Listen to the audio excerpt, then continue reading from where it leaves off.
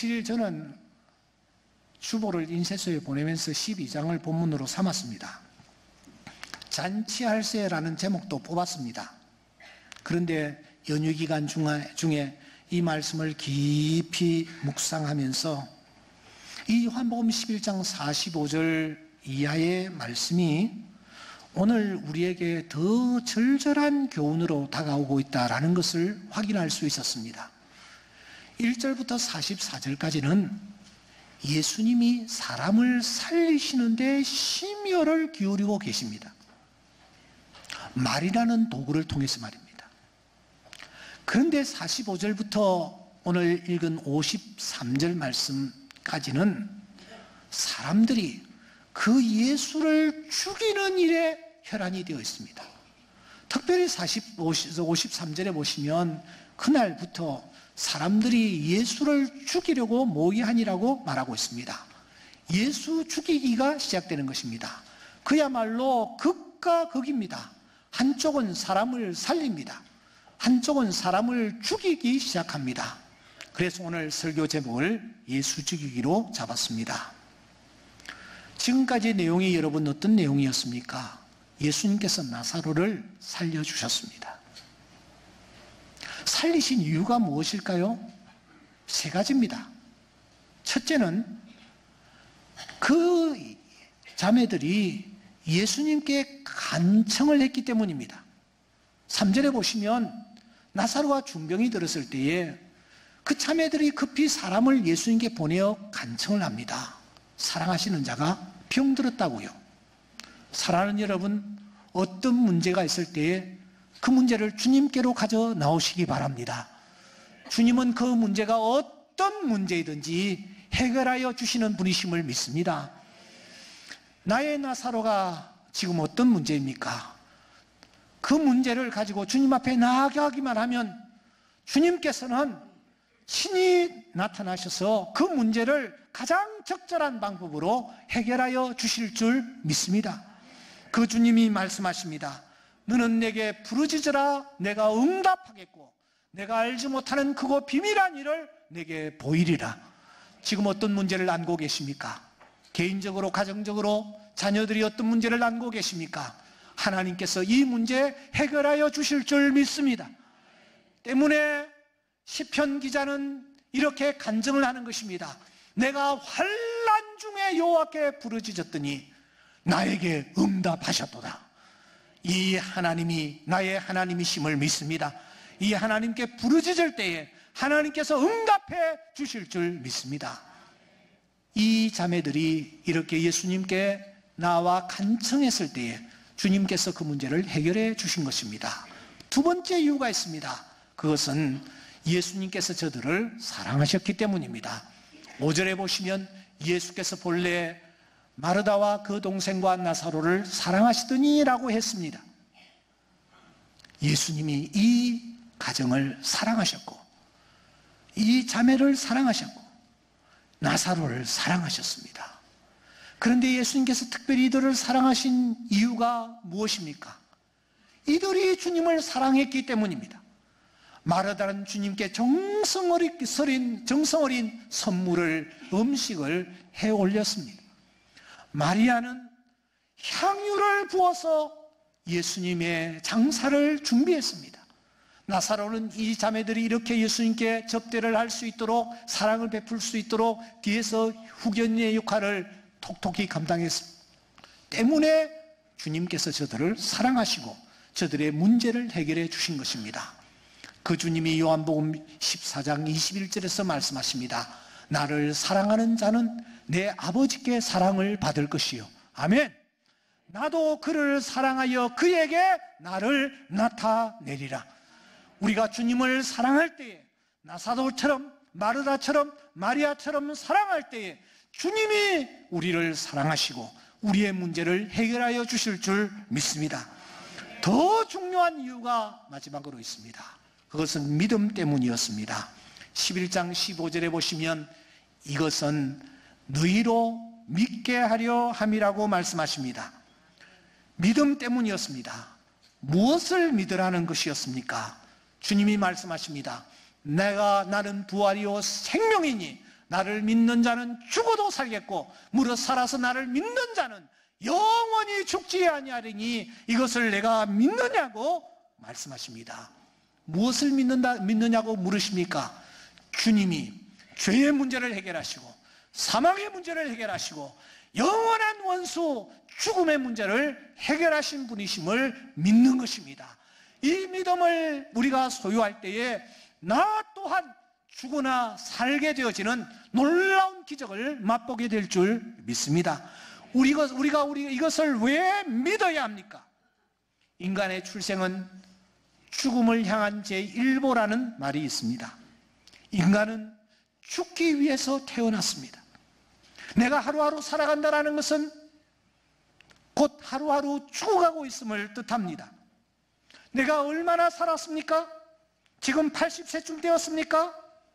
그만큼 죽음 더 가까이 나아갔다라는 뜻입니다.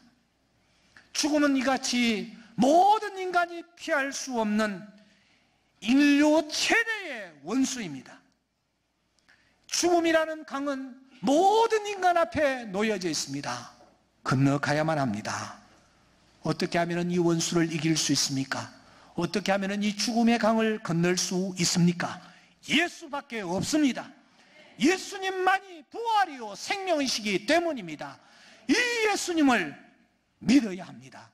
그러므로 그 옛날 주님께서 이것을 내가 믿느냐 하는 이 질문은 단순히 마르다와 마리아를 향한 질문일 뿐만 아니라 오늘 이 예배에 참석한 우리 모두에게 던지시는 주님의 질문이심을 믿습니다. 주님은 이 시간 우리 모두에게 말씀하십니다. 내가 곧 부활이요 생명임을 너는 믿는가? 이 질문에 아멘할 수 있기를 주의 이름으로 축원합니다. 주는 그리스도시요 살아계신 하나님의 아들이심을 믿나이다. 마르다가 고백했던 이 고백이 오늘 우리의 고백이 될 수 있기를 바랍니다. 이 고백을 들으신 주님께서 드디어 무덤 가까이 다가가셨습니다. 아니 죽음 가까이 다가가셨습니다. 그리고 나사로야 나오라 라고 외치셨습니다. 그때 그 현장에, 그 죽음의 현장에, 냄새나는 그 현장에 어떤 일이 일어났습니까? 죽은 자가 수족을 배로 동인 채로 나왔습니다. 우리는 지난 시간 풀어놓아 다니게 하라라는 말씀을 통해서 이 메시지를 함께 나눈 바 있습니다. 이상합니다. 사망의 권세를 깨치신, 사망의 권세를 이기신 주님, 능력의 주님께서 왜 수족을 배로 동인 그 배는 풀어버리지 않으셨을까? 왜 나사로의 얼굴을 가리웠던 수건은 그대로 두셨을까? 주님은 지금 실물 교훈을 하는 것입니다. 주님은 나사로를 지금 세워놓으시고 은필징 살아있다라고 자신만만해하는 자들을 향하여 중요한 메시지를 던지시는 것입니다.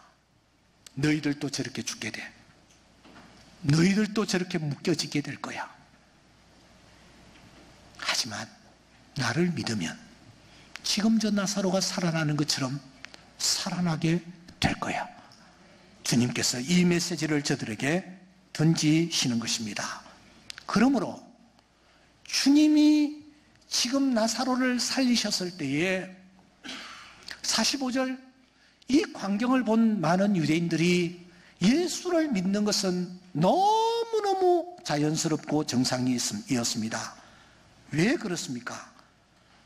한 번뿐이라도 죽음에 대하여 진지한 생각을 한 자라면 죽음을 인식하고 그리고 수용한 자라면 죽음으로부터 무덤으로부터 인간을 풀어놓아 자유케 하시는 그리스도, 그 예수 그리스도를 믿지 않을 수 없기 때문입니다. 그래서 많은 유대인들이 예수를 믿었습니다. 하지만 그 현장에 전혀 다른 반응을 보이는 자들이 나타났습니다. 몇몇이 바리새인들에게 가서 고자질을 했나 봅니다. 그러자 대제사장들과 바리새인들이 급히 공회를 소집합니다. 그리고 저들이 공회원들을 향하여 이렇게 묻습니다. 이 사람이 예수라는 자가 이렇게 많은 표적을 행하고 있는데 우리가 어떻게 하겠느냐 하고 묻습니다. 우리가 어떻게 하겠느냐? 똑똑한 사람들입니다. 배운 사람들입니다. 죽음이 있다는 것을 아는 사람들입니다. 그런데 이 사람들이 어떻게 하겠느냐고 묻고 있습니다. 그러므로 이 말 속에는 아주 본질적으로 나쁜 저희가 그 말 속에 숨겨져 있는 것을 우리가 알 수 있습니다. 어떤 저희가 숨겨져 있었을까요? 먼저 그들이 예수를 믿게 될 것이다, 그렇게 말을 했습니다. 그런데 여기 사용하고 있는 믿음이라는 단어는 예수님이 지금까지 사용하시는 믿음이라는 단어와는 본질적으로 다른 의미입니다. 저들은 지금 예수님을 따를 것이요 라는 말을 쓰면서 믿음이라는 단어를 쓰고 있습니다. 저들은 지금 죽음 문제, 이 근본적인 문제에 대해서는 관심이 없습니다. 다만 저들의 관심은 오늘 이 세상에서 지금까지 나를 따르던 이 군중들이 예수를 따르면 어쩌나라는 두려움, 그 두려움으로 전전긍긍하는 모습이 역력하게 이들의 말 속에서 드러나고 있는 것입니다. 자기를 지도자로 알고 자기들을 따랐던 이 민중들이 예수님을 따라가면 어쩌나, 더 직설적으로 표현하면은 우리 밥그릇이 비어지면 어쩌나, 이 생각인 것입니다. 왜 이런 생각을 하게 되었을까요? 예수님이 어떤 분이신지를 저들은 알지 못하고 있었기 때문입니다. 예수님을 진정으로 구원자로 알았던 사람은 이런 반응을 보이지 않기 때문입니다. 세례 요한이라는 사람이 있었습니다. 그가 세례를 베풀었을 때에 수많은 사람들이 세례 요한 앞에 머리를 숙이고 세례를 받았고, 그리고 저들이 세례 요한의 제자가 되었습니다. 그런데 어느 순간 저쪽에서 예수라는 자가 나타났고, 그때 자기의 제자들이 하나 둘씩 빠져서 예수에게로 가는 일이 일어났습니다. 이 모습을 바라본 제자 한 사람이 걱정스러운 모습으로 얘기를 합니다. 예수님, 선생님, 예수라는 자가 세례를 베풀매 사람들이 다 그에게로 가더이다. 그때에 세례 요한이 어떤 반응을 보입니까? 신부를 취하는 자는 신랑이나 서서 신랑의 음성을 듣는 친구가 크게 기뻐한다. 나는 이런 기쁨으로 충만했다. 그는 흥하여야겠고 나는 쇠하여야 하리라. 이렇게 표현을 하는 것입니다. 나를 따르던 자들이 참 구원자, 참 생명, 참 진리이신 예수에게로 가는 것을 바라보며 나는 기뻐한다. 그분은 흥하여야겠고 나는 쇠하여야 하리라. 그렇게 반응을 보였습니다. 그런데 여기에 대제사장들과 이 바리새인들은 그 반대였습니다. 더 걱정스럽게 저들은 생각하며 예수님을 따라가는 저들을 향하여 못마땅한 모습을 연출하고 있는 것입니다.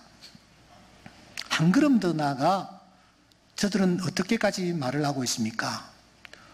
로마인들이 와서 우리 땅과 민족을 빼앗아가리라. 여러분, 저를 보세요. 지금 예수님이 나사로를 살리신 것과 로마와 무슨 상관이 있습니까? 어떤 연결고리가 있나요? 아무런 연결고리가 없습니다. 한마디로 말도 안 되는 말을 지금 하고 있는 것입니다. 어떤 논리적인 타당성이 결여되어 있는 것입니다.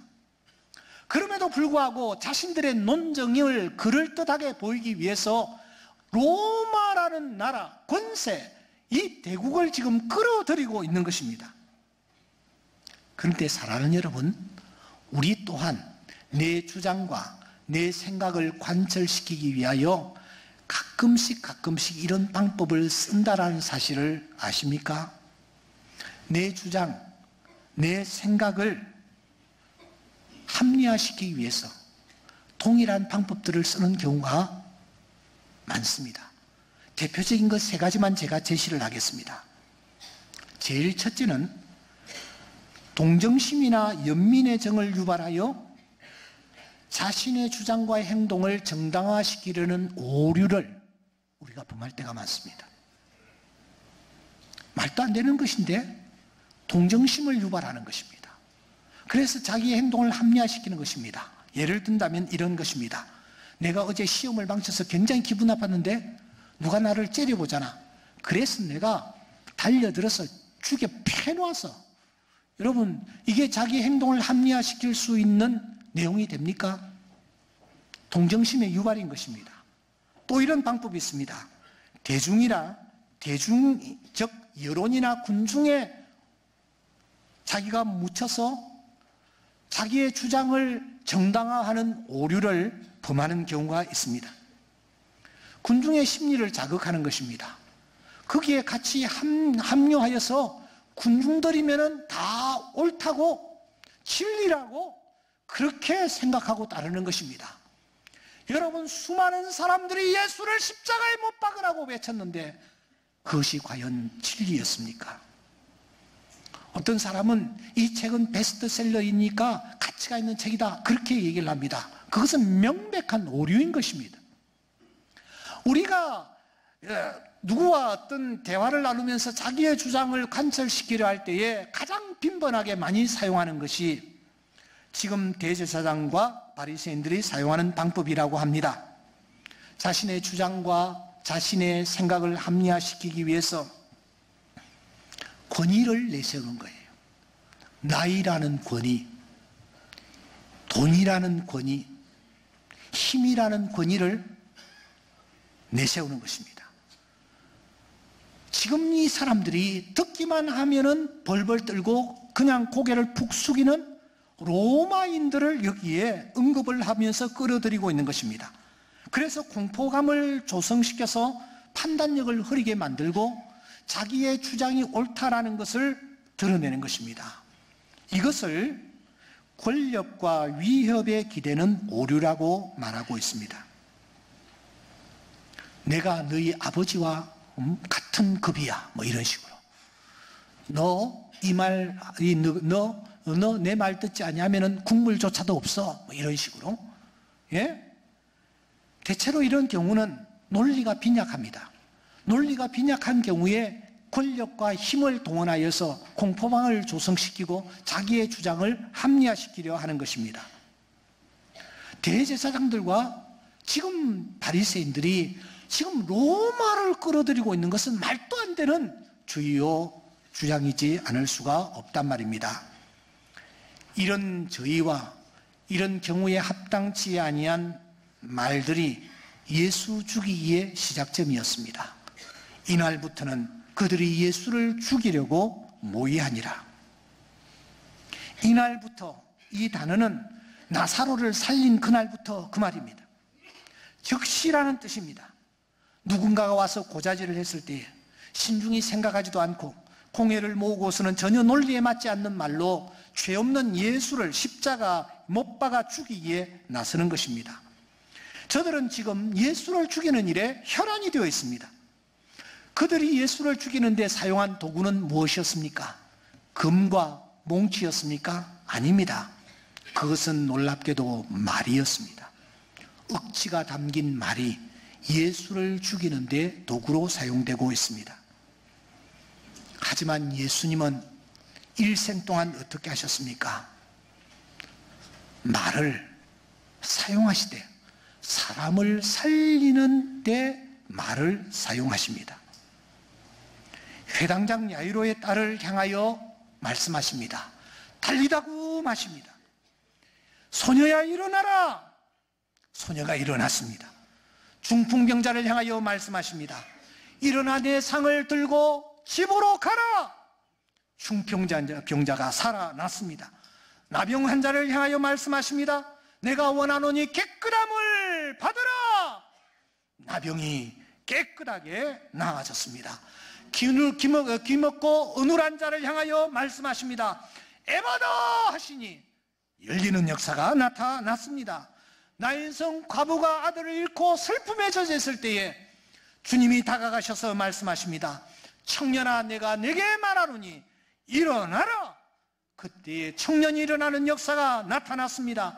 나인성 과부가 이렇게 슬픔에 젖어 있는 것을 보시고 주님께서 그를 일으켜 주신 것입니다.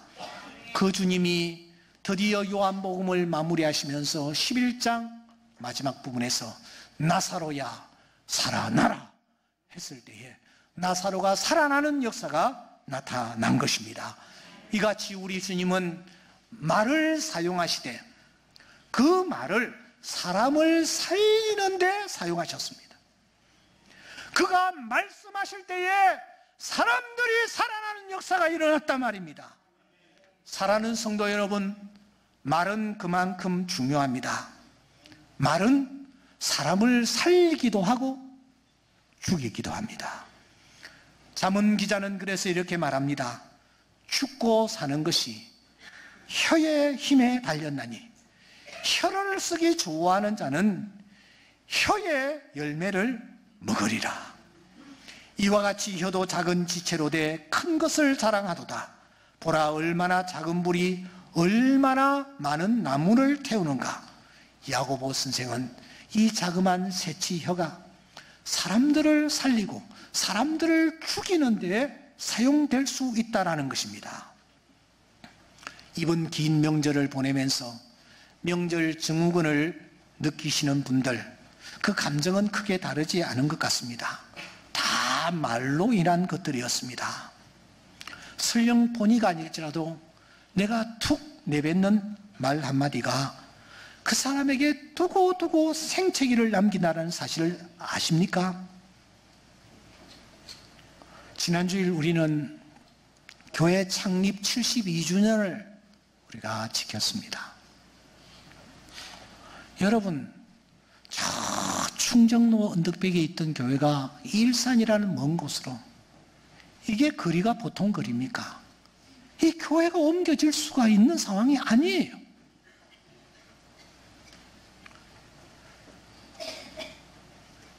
그런데